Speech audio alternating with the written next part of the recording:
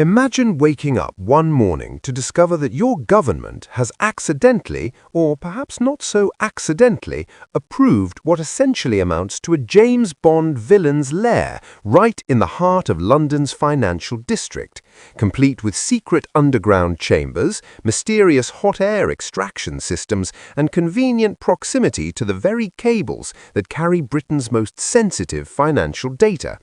Sounds like a rejected spy thriller plot, doesn't it? Well, buckle up, because this isn't fiction.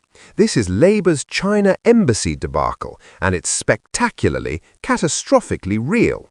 We're talking about 208 secret rooms that somehow nobody in government bothered to mention, including a hidden chamber positioned meters away from fibre-optic cables connecting the City of London to Canary Wharf. If you're thinking that sounds dodgy, congratulations, you've got more common sense than the entire cabinet combined.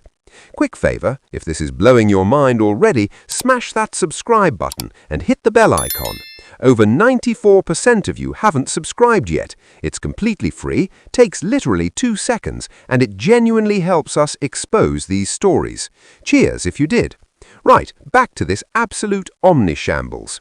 So let me paint you the full picture here, because this story has more layers than a parliamentary expenses scandal. Labour is currently facing accusations of being manipulated by the Chinese Communist Party over plans to allow what critics are calling a mega embassy that's essentially being branded as a spy hub. And when I say accusations, I'm not talking about some random bloke on Twitter with 17 followers. This condemnation is coming from 2 former Home Secretaries, people who actually know what national security looks like, and they are absolutely livid. Suella Braverman didn't hold back, delivering what might be the most scorching political burn of the year. Keir Starmer and the Labour government are being manipulated by the Chinese Communist Party as the useful idiots that they are. Useful idiots? That's not political disagreement, that's a full diplomatic incident waiting to happen. When a former Home Secretary is essentially calling the current government naive dupes doing Beijing's bidding, you know things have gone spectacularly wrong. But Braverman wasn't finished, and frankly neither was Priti Patel, who decided to pile on with all the subtlety of a sledgehammer through a greenhouse. Patel savaged Sir Keir Starmer as too weak to stand up to China, warning that the Prime Minister kowtows to Xi Jinping at every opportunity, even when it means putting Britain's security at risk. Kowtows, that's a deliberately chosen word, isn't it? It's not just criticism, it's painting a picture of a British Prime Minister bowing and scraping before the Chinese Communist Party whilst our national security goes up in smoke. Patel continued her demolition job by adding, "These latest revelations are yet another reason to reject China's sinister plan for a spy hub super embassy in the heart of our capital." The Conservatives are clear. Labour should put British interests first for once and throw out the embassy proposal. Put British interests first for once, the implication being, of course, that they haven't been doing so up until now. Absolutely brutal stuff. Now, you might be wondering what exactly sparked this political firestorm, because surely the government wouldn't just approve a massive Chinese embassy without checking the details, would they? Well, here's where it gets properly concerning. Unredacted plans have emerged, exposed by a national newspaper, showing a network of underground chambers. Not just any chambers, mind you, but secret ones that weren't in the original publicly available plans. We're talking about 208 additional rooms that somehow got added to the designs without anyone in government apparently noticing or caring. One of these chambers is positioned just meters away from fibre-optic cables carrying critical data between the City of London and Canary Wharf. Let that sink in for a moment. The City and Canary Wharf, that's not just any old data, that's the financial heartbeat of the entire United Kingdom, flowing through those cables. But wait, because it gets even more suspicious. The room in question is fitted with hot air extraction systems. Now, unless the Chinese diplomatic corps is planning to install the world's most elaborate sauna complex, those extraction systems suggest something rather more sinister. The Telegraph reported that this setup indicates heat-generating equipment could be placed in these rooms. Heat-generating equipment like, I don't know, advanced spy computers perhaps, the kind that could intercept, monitor or manipulate the vast amounts of financial data flowing through those conveniently nearby cables. It's almost as if someone designed this specifically for espionage purposes, almost as if the entire thing is a spy hub masquerading as a diplomatic building. Who would have thought? Enter Alicia Cairns, shallow National Security Minister, who decided to ask some rather pointed questions in Parliament after these staggering revelations came to light. And when I say pointed questions, I mean the parliamentary equivalent of walking into the chamber with a flamethrower. Cairns warned that the embassy would hand Beijing a launch pad for economic warfare at the heart of our central nervous system of critical national infrastructure. Economic warfare, critical national infrastructure. These aren't casual phrases thrown around for dramatic effect. These are serious national security concerns being raised by someone whose actual job is to understand these threats. She's essentially saying that we are about to give China the keys to Britain's economic engine room and asking them very nicely not to tamper with anything important.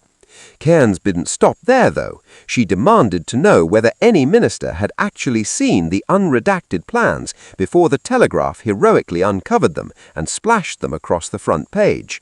Speaking to Housing Minister Matthew Pennycook, she laid it out in stark terms. Cables on which our economy is dependent, cables carrying millions of British people's emails and financial data, and access that would give the Chinese Communist Party a launchpad for economic warfare against our nation. Millions of British people's emails and financial data, your emails, your banking information, your pension details, all flowing through cables that the Chinese Communist Party would have convenient physical access to through their shiny new mega embassy. Feeling reassured yet? No, I didn't think so either. In other words, this is not theoretical, it has already happened elsewhere.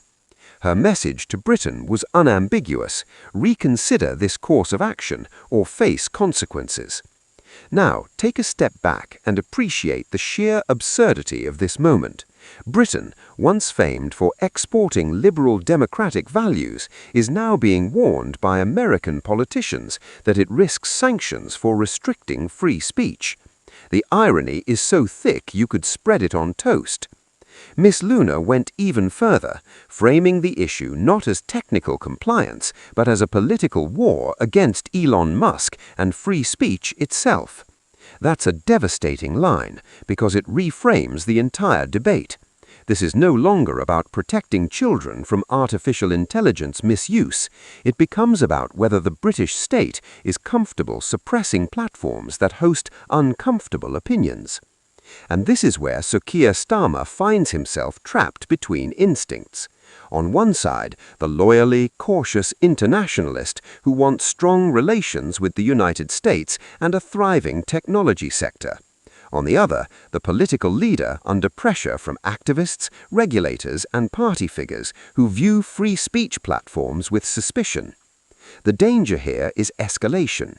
Ban X or even seriously attempt it, and Britain risks retaliation.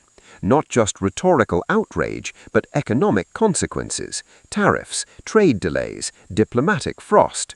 At a time when growth is already fragile, that's a gamble bordering on reckless.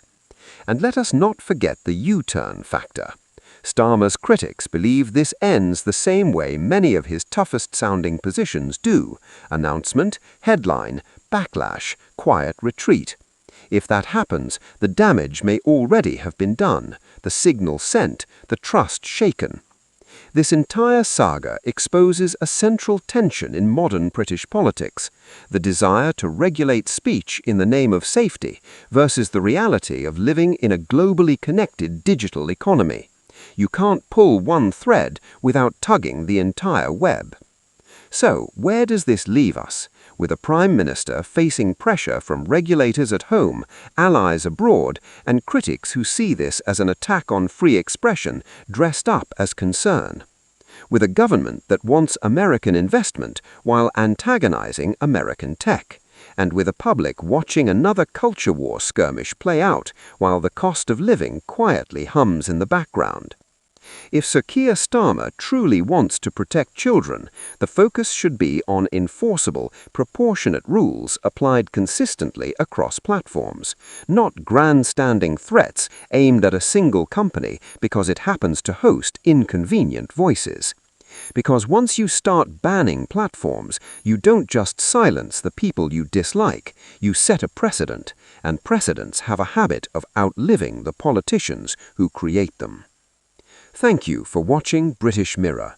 Your time and attention are genuinely appreciated. Until next time, good day.